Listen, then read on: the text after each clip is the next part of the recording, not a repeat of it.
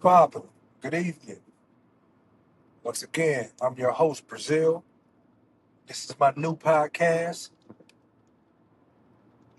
Normal Program. And that's how I'm running it. I'm out doing what it is that I do on a day to day. I'm on the freeway, operating some of this gig work, trying to make it happen, put some food on the table, money in my pocket, make sure that the family's taken care of, that we able to maintain our lifestyle. And yeah, beautiful things. I want to take this time to kind of step back a little bit, though, since it's my second episode. I want to get into my journey from day one, being released from prison. Yeah, I think that'll kind of shed some light on some of the things that I've been going through, and I just have this feeling that I need to get a lot of that, you know, on the table. That way, folks can pick at it. Uh, ask me some questions maybe about some of the things that I've been experiencing, some of the things that I experienced in. If I'm able to be insightful, then I'll touch base. Because I did just that first day. Uh, yeah, so I got out. I was greeted by my wife and my sister. They was happy, excited. We embraced. From that moment on, I was like, I'm here. But I can back it up a little bit. The thing is that I got up that morning thinking like, is this real? Am I gonna really be released from prison? And I don't know about other folks, but for somebody who ain't never been in and out, and it's something. For the recidivists, I guess, it's a normal program for them. For me, it was a normal program. It wasn't nothing normal about me getting out of prison, which is crazy. Crazy as it may sound, I mean, that's the best way I could kind of put it. Because it's like you caught up in this position of winning the lottery but not getting paid. Yeah. You like shit. Is this real? I hit this thing, but I'm looking at the screen and I'm like, nah. And then I'm thinking, do I got a false ticket? You know, is this shit is this shit gonna really pay out? And then what I'm gonna do?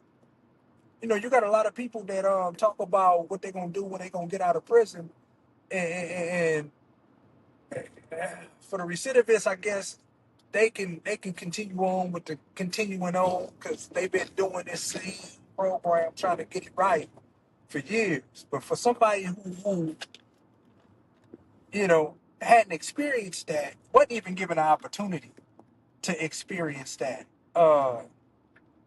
Was told that you would never have an opportunity to experience it. It's just a completely different ball game, y'all. And yeah. So the homies is asking me how I'm feeling, and I'm numb.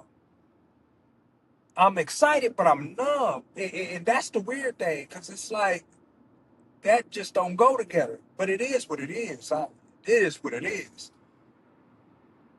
You let a motherfucker tell me that he done 30 years, 20 years, any day, and or had a life without sentence, not a life without life with sentence. Because life with sentence is a very different thing. Because a lot of times cats be thinking they be like, they tell you over and over again, thinking about cases doing what they do. They in the courts.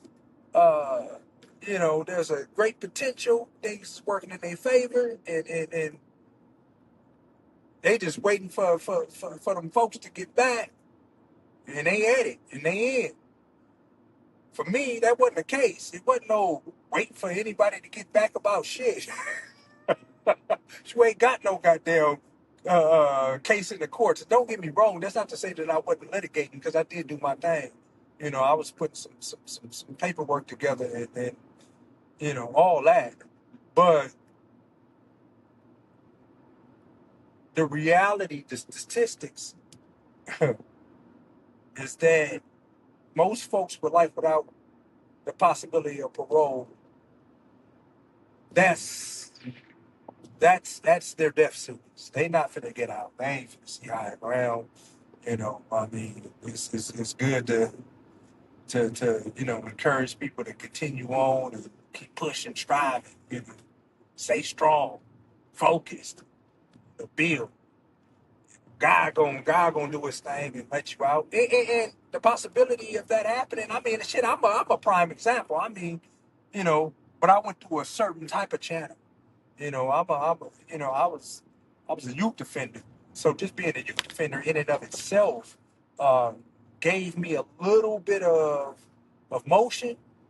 The hope that went away a long time ago. Being that after 10 years, you like shit.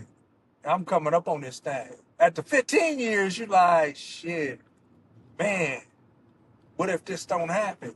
After 20 years, you like whatever. You know what I mean? If it do what it do, it do what it do. I'm in here because I'm not a tap out artist, but I'm not gonna put too much on that shit. I'm not gonna allow myself to get you know caught up in a relationship with the idea of getting out of prison.